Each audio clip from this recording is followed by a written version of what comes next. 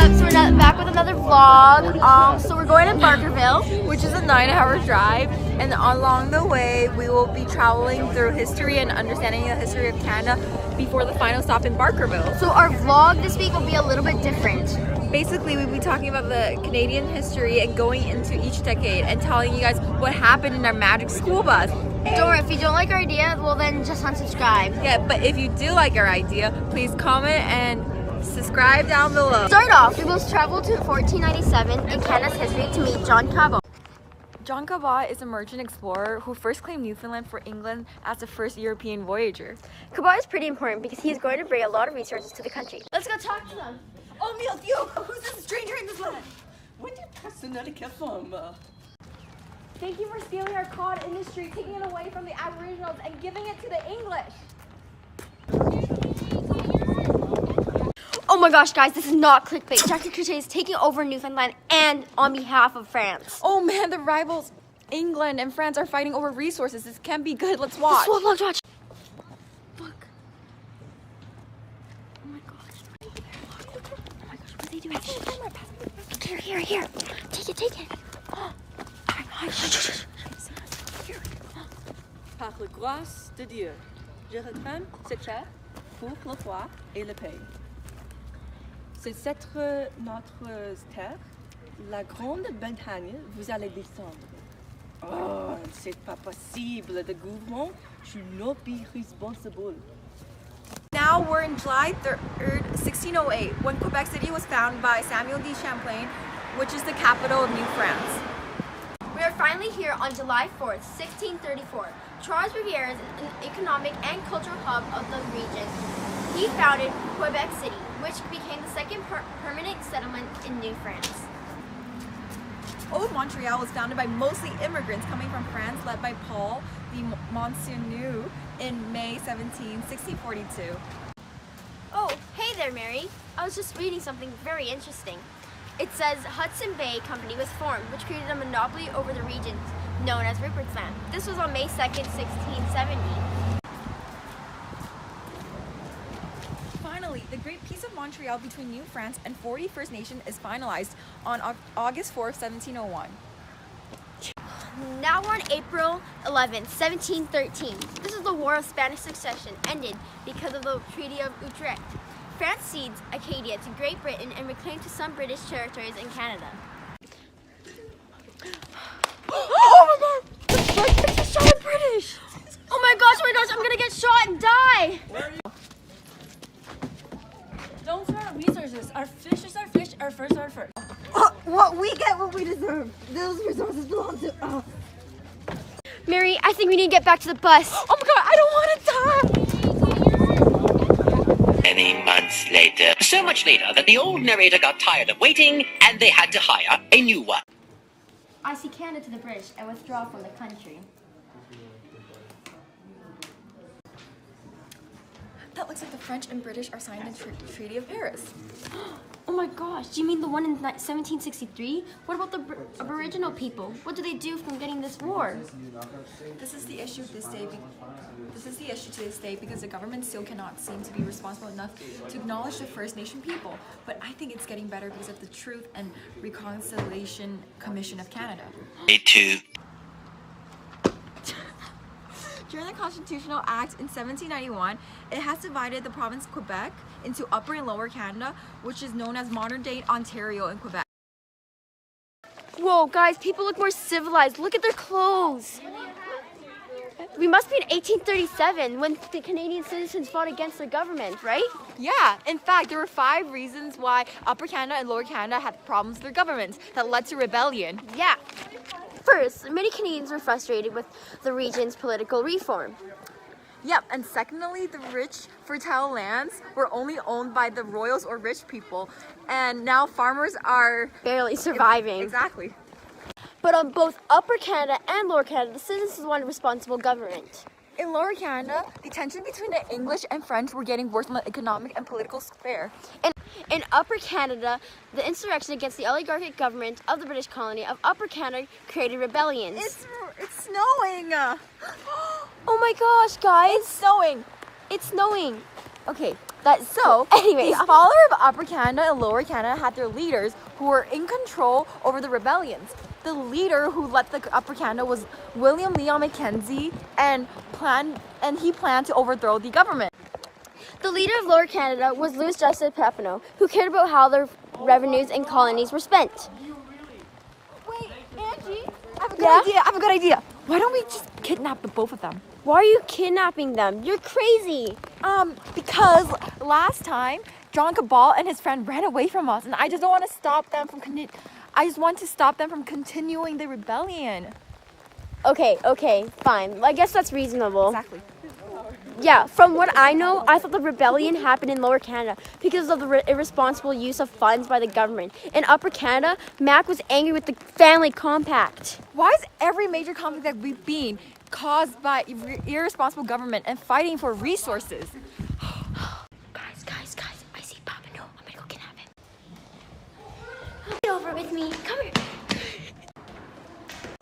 Guys, I see Leon Mackenzie right there. Guys, I'm gonna kidnap them.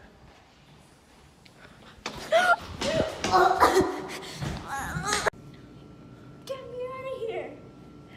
Get me out of here. Guys, we're not here to murder y'all. We're just here to stop y'all from continuing the rebellion.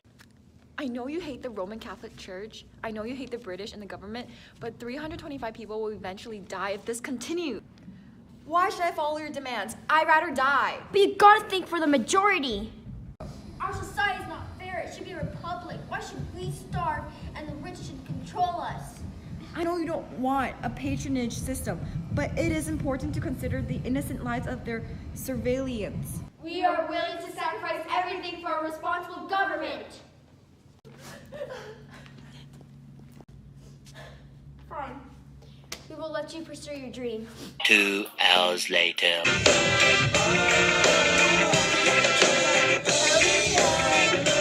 A few moments later. Wow, that was interesting. You bet. Well, I think we spent too much time here. I agree. We even joined their song. Let's go. Phew, glad that's over. I agree. So where do we go now? Well, we think we have to go into 1885. 1885? Let's go. We're in 1885. This is when the Canadian Railway Pacific was built.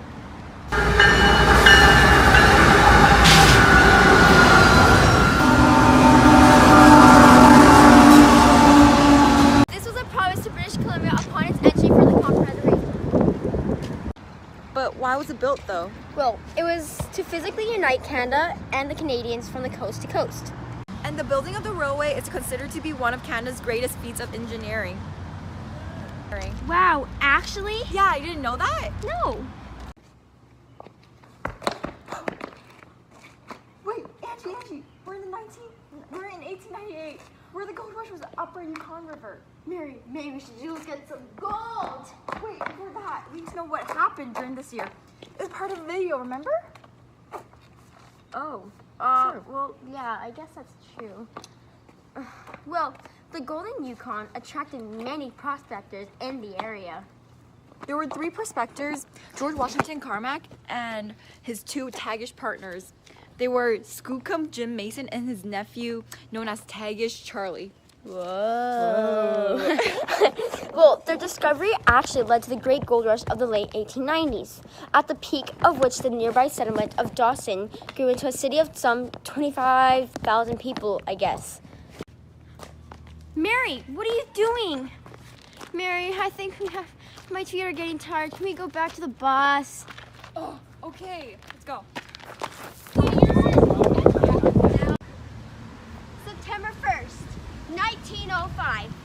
This was when Alberta and Saskatchewan are divided out of the Northwest Territories, which became the 8th and 9th provinces of Canada.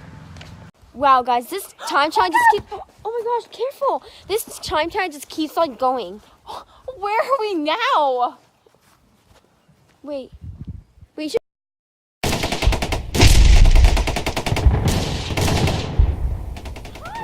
Alright! I think it is best if we travel a little more back, maybe before this war started. I agree. I'm a bit too scared to get shot.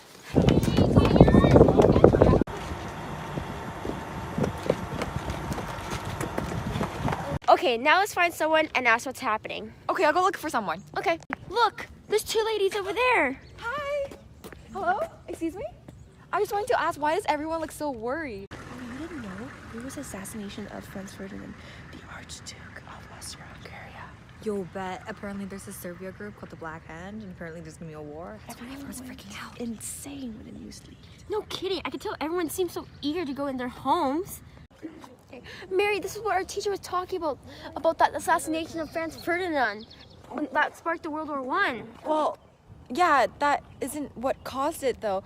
There are different factors that caused it that included imperialism, militarism, nationalism, and alliances. Mary? Yes, Angie? I don't really remember how Canada was involved in the World War I, and the Aboriginals too. Well, Canada made many contributions to the war, like providing men and resources. Oh yeah, and when the Britain's ultimative to Germany to withdraw its army from Belgium, expired on the 4th of August 1914, the British Empire, including Canada, was at war, allied with Serbia, Russia, and France against the German and Austro-Hungarian empires. Well, Angie, did you know that the Aboriginal people voluntarily enlisted themselves in the Canadian military? Oh, I heard about that. It was estimated that well over 4,000 Aboriginal people enlist themselves in the Canadian military. Yeah, it was mainly ages from 18 to 45 of First Nation people that enlisted themselves in the war. Okay. Oh, I think it's time to go back to class. Yeah, I agree. I don't want to die. Get it. From April 9 to 12, 1917, 4 divisions from the Canadian Expeditionary Force fought their first battle, the Battle of Vimy Ridge, which became a celebration of the achievement and determinative milestone in the autonomy of Canada's national identity. Oh, guys, we're finally in 1926, June 25th. Just September 14th, a constitutional crisis, the king being a fair, is causing Governor General being rejected. We're now going to head to the event of the Night of the Broken Glass. During World War II, to fight for the Jews and to combat extreme nationalism. Hitler thinks that Germany is the master race and other people from different countries are not worth anything. Therefore, anyone that looked different was considered to contaminate the pure race. Another issue was the anti-Semitism. It was a strong hatred towards the Jewish people. Hitler blamed the Jews for Germany's economic problems. We are now traveling to Berlin, Germany, the year of 1933, when Hitler was elected to the power. Look, Mary! Night of the Broken Glass! Night of Broken Glass! I think the kid lost her parent. I'm gonna bring her somewhere safer. I'm scared. I want my mommy. It's okay. We'll find your parents for you. Why did this all happen? I'm scared. The truth is, you're different from other people like the Germans. Sometimes people are just not always accepted. I know it's hard, but you have to be strong to go through this. I remember my uncle and auntie got taken away by a really tall man with guns. Do you recall where they were taken to? I heard my mom and my dad said it's a camp. Sleep, kids. This is the lowest I've ever seen humanity stoop to, and I will never understand why this would happen in history. Excuse me. Do you know what happened? You didn't know? James Cross was kidnapped. What? Yeah, they were dressed up as delivery men and they just kidnapped him. And they threatened to kill Cross unless the government released 23 prisoners and inmates charged with the crime committed in the name of the front. Wait, who's James Cross? Oh, he's a British commissioner in Montreal. Wait, pause. Didn't the Minister of Immigration and Minister of Labor, Pierre Laporte, also get kidnapped and killed? Oh my! Good thing is, Nigel Barry-Hammer was charged with kidnapping of James Cross. He was later convicted and sentenced to 12 months in jail. Oh, and the body of Pierre Laporte was found in the trunk of a car in the Quebec airport. It was scary. Wait, did you guys know that the October crisis also happened along with the Quiet Revolution? No. The Quiet Revolution is basically a period of social, political, and social cultural change in the Canadian province of Quebec. It only ended when a new successful revolution came in. April 17, 1982, Canada accomplishes total independence from Great Britain with the presentation of the Constitution Act.